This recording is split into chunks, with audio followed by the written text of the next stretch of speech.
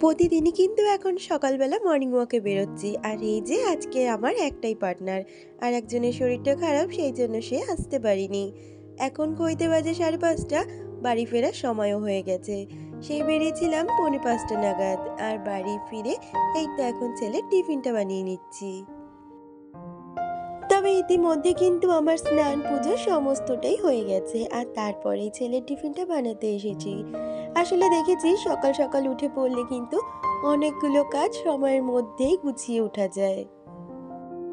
সকালবেলা হেঁটে আসার পরে কিন্তু একটা এক্সট্রা এনার্জি পাওয়া যায়, আর সেই এনার্জিতে কিন্তু সকালে সমস্ত কাজ আমি গুছিয়ে নিই। আর আজকে আমি করেছিলাম ছেলের টিফিনের জন্য পাস্তা। তবে শুধু ছেলের জন্য না, আজকে হাজবেন্ডের জন্য একসাথে পাস্তাটা করে নিয়েছি, কারণ ও আবার খেয়ে আজকে তাড়াতাড়ি বেরিয়ে যাবে। তাই ভাবলাম দুটো টিফিনই একসাথে করে নিই, ছেলেকে দিয়ে দেবো আর বাকিটা এসে হাজবেন্ডকে খেতে দিয়ে দেবো। আর ইতিমধ্যে ছেলেকে স্কুল থেকে দিয়েও চলে এসেছি, আর এখন এই বিছানাপত্রগুলো একটু গুছিয়ে নিচ্ছি। শীতকালটা চলে যাওয়াতে বিছানাপত্র কিন্তু বেশ খালি খালি হয়ে গেছে, আর এটাই দেখতে বেশ ভালো লাগে। তবে এর মধ্যেই যা গরমটা দিয়ে দিয়েছে, জানো তো কালকে রাত্রে না আবার এসিও চালাতে হয়েছে। মানে এতটাই গরম লাগছিল, আর আমাদের এই ঘরটা প্রচণ্ড গরম। শীতকালে যেমন আরাম, গরমকালে কিন্তু সেরকমই কষ্ট। ওই জন্যই তো এসিটার ব্যবহার। আর এই তো আমার বিছানাপত্র সুন্দরভাবে গোছানো হয়ে গেছে, আর জানলাটাকেও খুলে দিলাম। আর এই তো আজকে বাজার থেকে আনা হয়েছে ভেটকি মাছ, আর তার সাথে আনা হয়েছে রুই মাছ, কারণ ভেটকি মাছটা আমি খাবো না। আর এখন এই মাছগুলোকে ভালো করে ভেজে নিচ্ছি, আর এই মাছটাকে কিন্তু আমি রান্না করব পুরো মাংসর মতন করে। সেই জন্য আলুগুলোকেও কিন্তু এরকম ডুমো ডুমো করে কেটেছি, মাছের আলুর মতন কিন্তু কাটিনি। এর আগের দিনের ব্লগে আমাকে 2-1 জন কমেন্ট করেছো, তারা জানতে চেয়েছো আমি কি ইউটিউব ফার্স্ট পেমেন্ট পেয়ে গেছি। তো না, আমি এখনো ইউটিউবে ফার্স্ট পেমেন্ট পাইনি। পেলে তো অবশ্যই তোমাদের সাথে শেয়ার করব। আর যদিও বা পাই, সেটা কিন্তু সম্পূর্ণ তোমাদের ভালোবাসাতেই। সেই কারণে আমি মনে করি আমি যেটাই করি না কেন, আমি তোমাদের সাথে সম্পূর্ণটা শেয়ার করব। আর এই তো এইদিকে মাছের ঝোলটাও আমি করে নিচ্ছি, আর আজকে না হাতে গরম মশলা বেটেছি, কারণ গরম মশলাটা দেখলাম ফুরিয়ে গেছে, তাই ভাবলাম আজকে একটু শিলনোড়াতেই গরম মশলাটা বেটে নিই। আর এই তো আমার মাছটা কিন্তু ঢাকা চাপা দিয়ে রান্না করে নিচ্ছি, আর ওদিকে আমার ভাতটাও হয়ে গেছে। প্রতিদিনের মতন আবারও তোমাদের মনে করে দিই, আজকে আমার ভিডিওটা তোমাদের যদি কিছু ভালো লেগে থাকে, প্লিজ একটা লাইক কমেন্ট করে দিয়ে যেও। আর আমার চ্যানেলের নতুন বন্ধু হয়ে থাকলে চ্যানেলটা সাবস্ক্রাইব করে আমার পাশে থাকতে পারো। আর এই তো আমার ভেটকি মাছটা একদম মাখা মাখা করে রান্না করেছি, সেটা কমপ্লিট হয়ে গেছে। আর এখন এদিকে রান্নাঘরটা পরিষ্কার করে নেব। রান্না বান্না সমস্তটাই তো কমপ্লিট হয়ে গেছে, আর এখন রান্নাঘরের সমস্ত কাজ গুছিয়ে একটু রেডি হয়ে বেরিয়ে যাব ছেলের স্কুলে।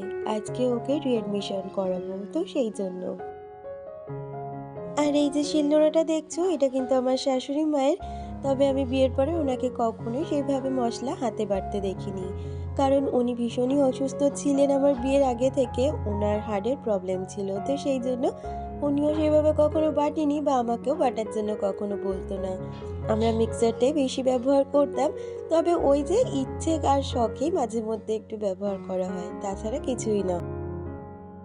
তবে আমার মা কিন্তু এখনো হাতে মশলা বাটে, তো বিষয়টা ভালো লাগে। সবাই তো আর সব কিছু পারে না, তাই না?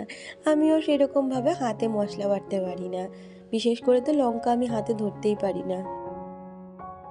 আর এই তো কথা বলতে বলতে রান্নাঘরের সমস্ত কাজই প্রায় আমার হয়ে গেছে। আর এখন এই নাইটিটা চেঞ্জ করে একটু গা ধুয়ে আমি রেডি হয়ে নেব। আর গাটা ধোয়ার সময় নাইটিটাও ধুয়ে দিয়েছিলাম, আর বাইরে জামা কাপড়গুলো তুলে নাইটিটাও মেলে দেব। আর এখন তো যা রৌদ্রের তাপ, জামা কাপড় শুকাতে না বেশি একটা সময় লাগছেই না। আর এই তো আমি কিন্তু প্রায় রেডি হয়েই গেছি। এরপর ঘরে গিয়ে একটু চুলটা আঁচড়ে নিলে কিন্তু আমার হয়ে যায়। আর এরপরে এসে গিয়ে আমি সেরকমভাবে ভিডিও শ্যুট করিনি, কারণ স্কুল থেকে আসতে আসতে অনেকটাই দেরি হয়ে গেছিল। তারপরে সে ছেলের স্নান খাওয়া সমস্তটাই ছিল বলে আর সময় হয়ে ওঠেনি। ফেরার পথে ছেলে আবার একটা আইসক্রিমও এনেছে। আবারও তোমাদের সাথে দেখা হচ্ছে সেই বিকালবেলা। আর এখন বিকালই বলতে পারো, সন্ধে এখনো ঠিক হয়নি।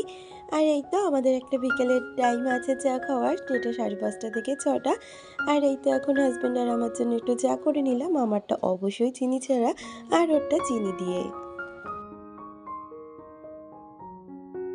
আবারও চলে এসেছি সেই রাত্রে ডিনারে। আজকে রান্না হবে চিকেন, আর এই বাটির চিকেনটা ছেলে কালকে স্কুলে পিৎজা নিয়ে যাবে, সেই জন্যই আমি পিৎজার যেই চিকেনটা হয় সেটা বানিয়ে আজকে ফ্রিজ আপ করে রাখবো। কারণ সকালে উঠে এতটা সময় আমি পাবো না, সেই জন্য।